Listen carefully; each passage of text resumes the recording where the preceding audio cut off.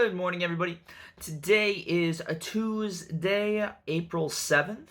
We're going to be continuing to work on our cell models. Yesterday, I had you guys start working on an animal cell model on paper, whether you printed it out and cut it out or you drew it all yourself, just to start to better understand the organelles, how they're laid out, and what they do. Now, today, what we're going to be doing is the other part of that coin. As we're seeing over and over, there's not just one type of cell. Right, we've been dealing with the differences between animal and plant cells. Yesterday you made an animal cell, so today it only makes sense that we're going to be making a plant cell. So let's take a look at it. This is going to be really similar to yesterday, but I still want to walk through it with you. Okay, so just like always, you can find today's activity under the classwork tab of your classroom page. Look under today and you should see part 6. And in this part, we're going to be making some plant cell models. So this is the same exact kind of setup as yesterday's activity with the animal cells, but I still want to run through it one more time, just so that way it's in this video as well, and I might explain it a little bit better. So the main idea behind this is for us to have a paper copy of a plant cell model that shows the cell, it has all the organelles in it with their names and their functions. Okay, so when you open it up, the first thing I want to stress is that this assignment isn't actually done in this document. It's meant to either be printed out or to be drawn. Okay, so as I state kind of right here, it works best if you can print, but not everybody has a printer, and that's okay. Right, so the main idea is that you have the organelle names, the pictures of them, right, so as you see here, all these different names and pictures to go along with it. They're already matched up, like these are chloroplasts. So you have pictures, names, and then down here you have all of the functions. Okay, and again, these functions are kind of in simpler words that are easier for us to understand.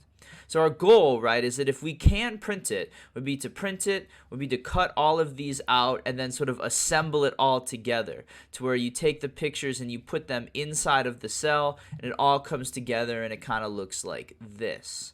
Okay. Now, once we do that, the goal is for us to be able to refer back to it. So what we're going to want to do is we're going to want to do a little color coding. So you're going to want to assign a color to each organelle and then make sure you color the picture, the name, and the function all the same color. So for example, like I have here, if you choose to do nucleus blue, you would color the nucleus itself blue. You would color the name tag for nucleus blue and then the function tag blue.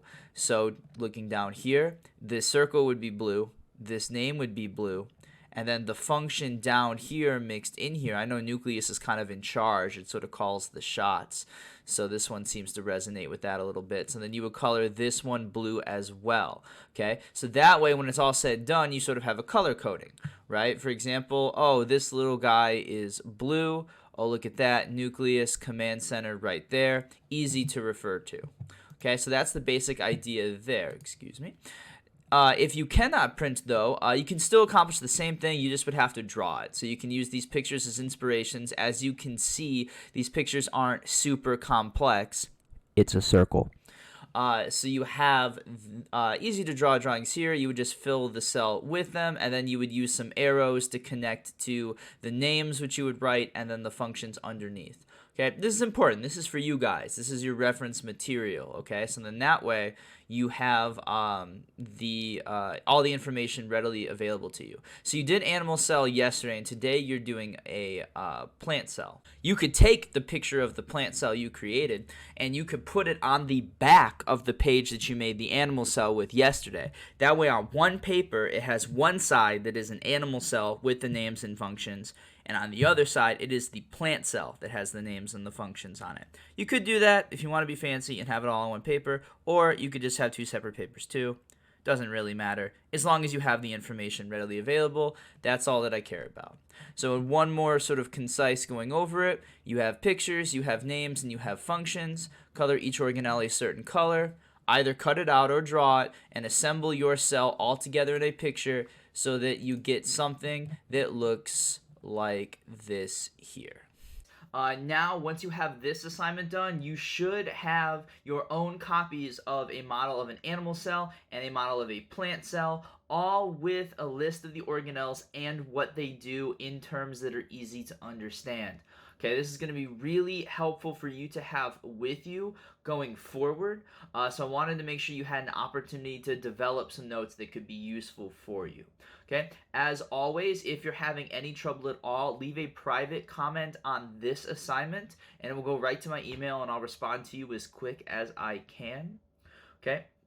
So, if you need anything, make sure you check that. Otherwise, best of luck, and I'll see you tomorrow.